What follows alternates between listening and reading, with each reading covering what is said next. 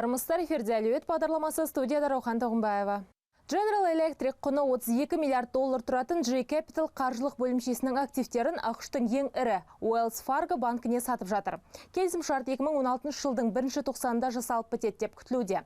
Wells Fargo компаниясына J Capitalдың 3000-ға жуық қызметкер ауысады. Сатылатын активтердің соңғы таза инвестиция көлемі 30 миллиард долларға бағаланып отыр. Келісімнің толық шарттары құпияда ұсталуда. Активтерді сату арқылы J Capital GE компаниясына берешек дивидендтер сомасын 4,2 миллиард долларға өсіреді. Осылайша мақсатты меже 35 миллиард долларға бір қадам жақындай түседі. J Capital компаниясы басшысының айтуынша, бүгінгі күні бұл кәсіпорын үшін ең ауқымды келісім шарт болып отыр.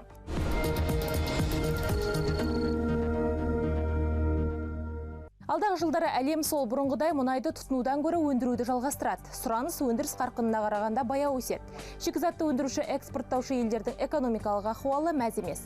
Мұндай пікірді халықаралық энергетика агенттігі білдіріп отыр. Мамандардың пайымынша, келесі жылы тұтыну көлемі бар болғаны 1,2 миллион баррельге артады. ОПЕК-ке кірмейтін елдер өндіріс көлемін түсіруіне қарамастан, ұсыныс сол баяғы жоғары деңгейде қалады. Бұған дейін халықаралық энергетика агенттігінің сарапшылары мұнай өндірісінің рекордты төмендеуі ақш пен Ресейде орын алғанын айтқан болатын. Себебі төмен бағалар өндіріс тиімділігіне әсер ететіні белгілі.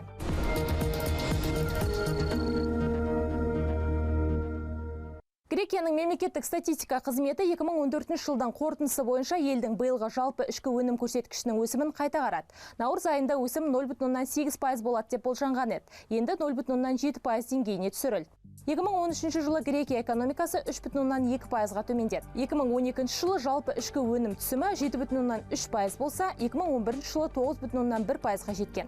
Өткен жылы Грекия экономикасының көлемі 179,1 миллиард еуро, ал бір жыл бұрын 182,4 миллиард еуро көлемінде етін. Грекия 2010 жылы Еуропалық одақ және халықаралық валюта қорымен алғашқы қаржылық көмек туралы келісімге келген шақта, бұл көрсеткіш 226,2 миллиард еуро көлемінде болатын. Өткен жылы жалпы ішкі өнім төмендеуі 1,6% деңгейінде болды.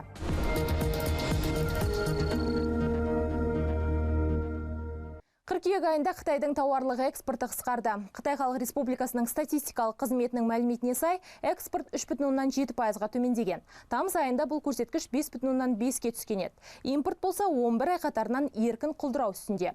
Қыркүйекте көрсеткіш өткен жылмен салыстырғанда 20%-ға азайған. Жалпы жылдың алғашқы 9 айында Қытайдың сыртқы сауда айналымы 8,1%-ға төмендеген.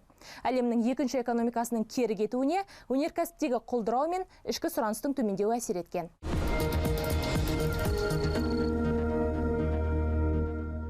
Латын Америкасының ең ірі бразилиялық Сан-Паулу қор биржасының Бовеспа индексі 3,99%-ға құлдырап кетті. Бұл өткен жылдың желтоқсан айынан бері тіркелген ең нашар көрсеткіш. Бұған дейін өсім тұрақты болатын. Вейл ірі тау-кен өндіруші компаниясы мен мұнай алпауыты Петробас активтер құнының төмендеуі салдарынан осындай көрсеткіш тіркеліп отыр. Бір күнде тіпті Бразилияның төл валютасы реалда өз құнын жоғалтты. Ол долларға қатысты 3,6%-нан айырылды. Бұл 2011 жылдың қыркүйек айынан бері тіркелген нашар көрсеткіш. Бразилияның қаржылық экономикалық жағдайы аса мәз емес. S&P халықаралық рейтинг агенттігі елдің тәуелсіз несие рейтингін ең төмен деңгейге түсірді. Парламент болса елдегі экономикалық ахуалды жақсарту үшін қатаң үнемдеу шараларын қолға алуға асықпайды. Бұған дейін депутаттар елде салық көлемін тез арада өсіру қажет деген ұсыныс айтқан болатын.